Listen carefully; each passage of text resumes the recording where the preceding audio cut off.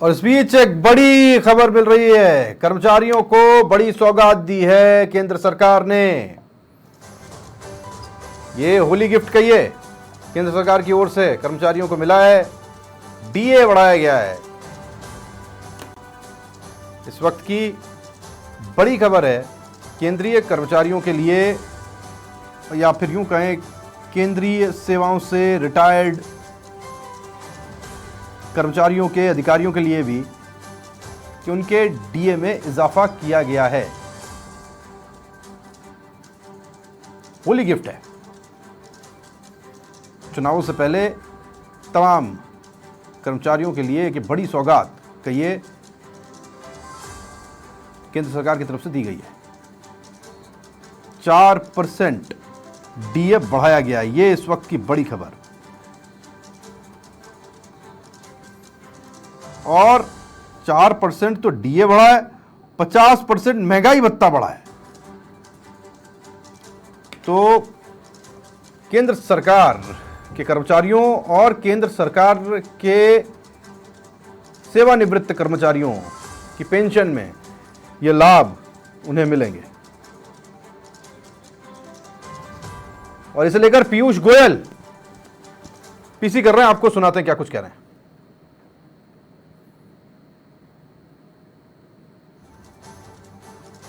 65% अधिक है।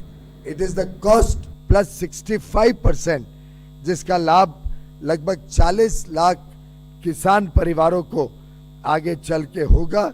मेरा पूरा विश्वास है कि इस निर्णय से खास तौर पे पूर्वी भारत में हमारे जूट किसानों को बहुत बड़ा लाभ होगा और इसका लाभ आगे चल के जूट क्षेत्र में और प्रोडक्शन को बढ़ाने के लिए भी और ज़्यादा प्रोत्साहन देने का काम ये जूट की एमएसपी के वृद्धि से होगा।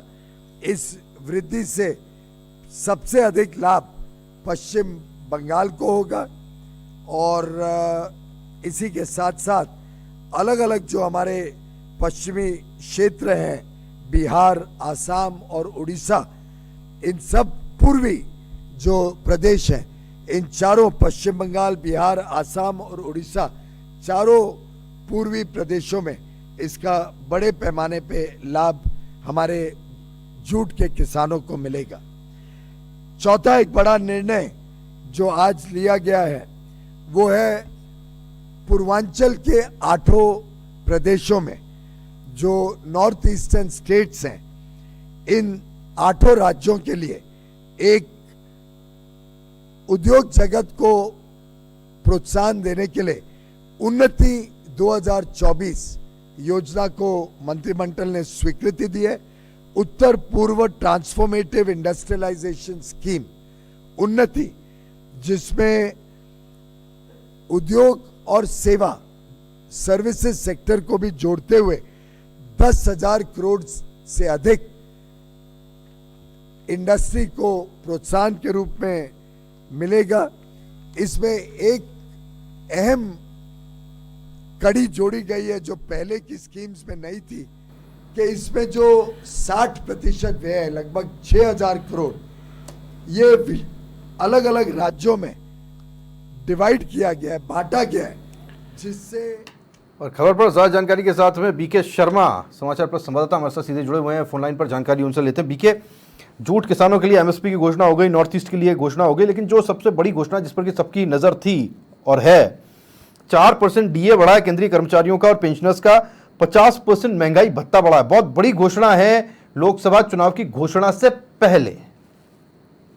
देखिए राहुल की ये लगभग 1 लाख जो कर्मचारी हैं, केंद्रीय कर्मचारी हैं राजस्थान के अंदर, उनको यहाँ प्रदेश में अगर इसके लाभ के अगर मायने समझे जाए तो यहाँ करीब करीब 1 लाख जो कर्मचारी हैं उनको इसका लाभ मिलेगा। और क्योंकि लोकसभा चुनाव अब जल्दी होने वाले हैं तो सीधा सीधा इसका इम्पैक्ट लोकसभा चुनावों में होगा। लेकिन एक मैं सबसे बड़ी बात आपको ये बता दूं कि हमेशा ये परंपरा रही है कि जैसे ही केंद्र सरकार डीए बढ़ाती है तो राज्य सरकार अगले ही दिन हाँ, बिल्कुल सही अपने बात। जो राज्य के कर्मचारी हैं उनका डीए बढ़ाती है। तो इंतजार किया जाता है कि केंद्र सरकार इस तरह का कोई कदम उठाए। तो यहाँ पर राजस्थान में अब जो प्रदेश के जो राज्य सरकार के अधीन कर्मचारी हैं उनके भी अब इस समय मन में जो खुशियां हैं वो अपने आप उनको एक उम्मीदें उनको बात है, शुरू बीके। हो चुकी है। अब डबल इंजन की सरकार है बीके, एक ही दिशा में भाग रहे हैं, एक साथ चल रहे हैं, तो फिर वो एक दिन का इंतजार भी क्यों? अब तो लोग चाहते हैं ना कि क्योंकि डबल इंजन की सरकार है तो वहां से घोषणा हुई, यहां से भी उसी समय हो जाए। कई बार होता है राहुल कि अगर ये घोषणा दिन में या तो सुबह के टाइम पर या दोपहर से पहले घोषणा होती तो शाम होते होते राज्य सरकार डीए बढ़ाने की घोषणा कर देती है। तो इवनिंग में हुआ है, हो सकता है कि ये इसके लिए जो ब्यूरोक्रेसी है उसमें तैयारी करने में थोड़ा वक्त लगता है, लेकिन ये घोषणा संभवतः कल या परसों में हो जानी चाहिए राज्य सरकार की ओर से।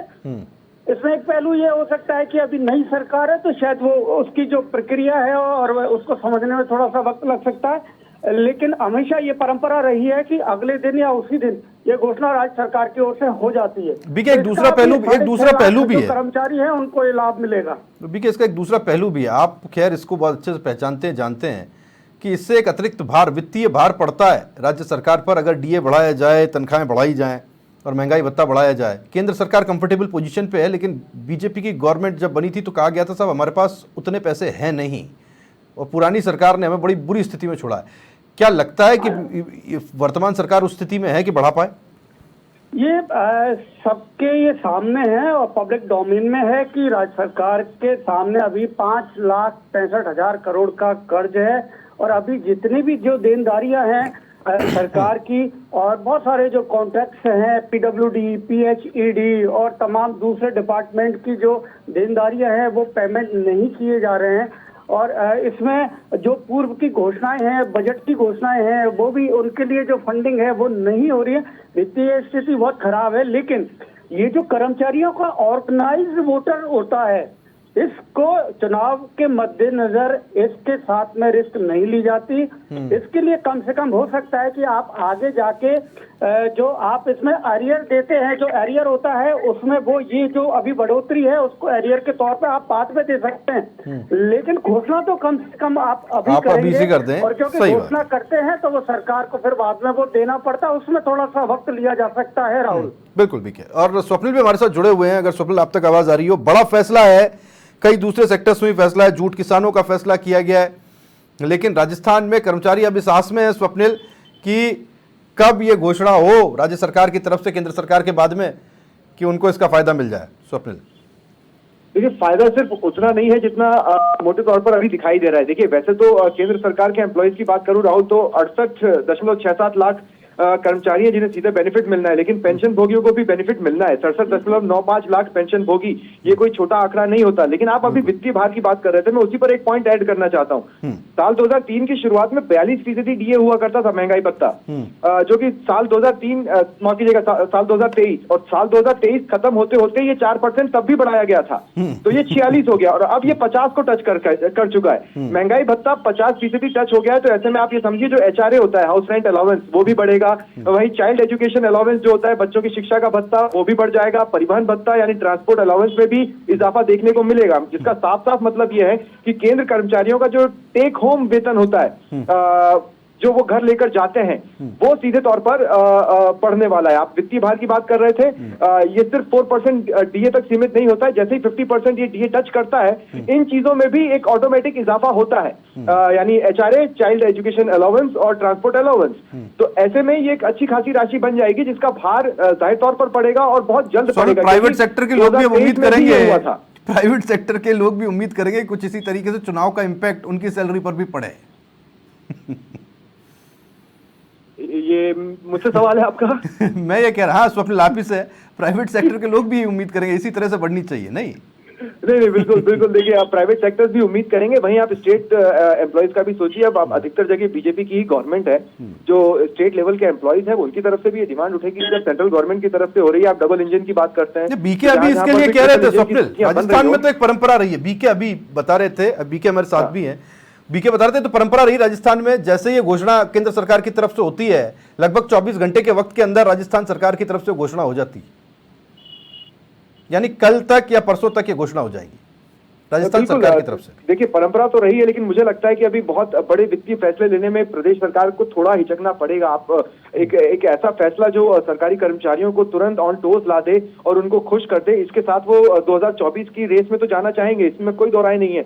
लेकिन फिर आप विपक्ष के निशाने पर भी आने वाले हैं कि जब आप कह रहे हैं पैसा नहीं है, आप अपनी ही घोषणाओं को अभी पैसों का हवाला देकर पूरी तरह से अपनी गारंटियों को लागू नहीं कर पाए हैं। ऐसे में ये एक बड़ी टेढ़ी खीर रहने वाला है स्टेट गवर्नमेंट के लिए, और बात सिर्फ इस स्टेट की नहीं है। बीके ने उसका तरीका बताया, बीके ने उसका तरीका बताया। बीके का कहना था, बीके अगर मैं सही कह रहा हूं तो आप बताइएगा, अगर नहीं हो तो टोक दीजिएगा।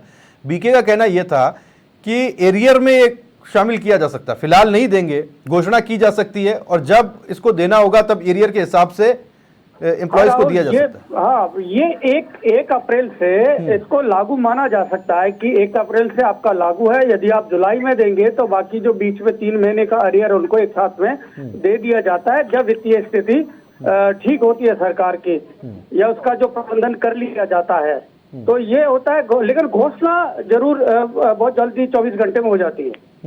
ठीक है स्वप्निल, अगर आपने सुना हो 24 घंटे पर, ये 1 जनवरी से है जो अभी इस केंद्र सरकार ने कहा है, वो 1 जनवरी से। रास्ता ये भी निकाला जा सकता है यहाँ पे 1 अप्रैल से कर दिया जाए और उसके बाद में देनदारी की जब बात आए स्वप्निल, तब उसे टाल कर आगे बढ़ा दिया जाए कि जब होगा तब देंगे। और देखिए अगर हम चुनावी सीजन के लिहाज से देखें तो ये बहुत सटीक घोषणा हो सकती है, लेकिन आप इस पर बैक नहीं कर पाएंगे घोषणा करने के बाद। मुझे नहीं लगता कि इस पर सरकार बैक करने की स्थिति में होगी। उसे जितना लंबा टाला जा सकता है वो किया जा सकता है। आप एक साथ स्टेट एम्प्लॉइज के हड़ताल पर जाने का खतरा मोल नहीं ले सकते। ये बात जरूर है कि आप उन्हें एक्साइटेड करने के लिए आप इस तरह की घोषणा कर दें और चुनावों में उसका आपको इनडायरेक्ट फायदा मिले। अगर सरकारी मशीनरी खुश होती है तो उसका एक इनडायरेक्ट बेनिफिट हमेशा सत्ता पक्ष को मिलता रहा है। 2024 की रेस और नाराज होती है तब भी उसका नकारात्मक प्रभाव भी पड़ता रहा है। स्वप्निल, समय की थोड़ी सी कमी है, बीच में रोक रहा हूं स्वप्निल, माफी चाहूंगा। बहुत शुक्रिया आपका बीके, आपका बहुत धन्यवाद हमारे साथ जुड़ने के लिए। केंद्र सरकार की तरफ से फैसला हो गया है, केंद्र सरकार के कर्मचारी खुश हैं, जो रिटायर्ड है वो भी खुश हैं, राज्य सरकार वाले इंतजार कर रहे हैं कि कब हमारा भाग्योदय होगा, हमें भी ये फायदा मिलेगा।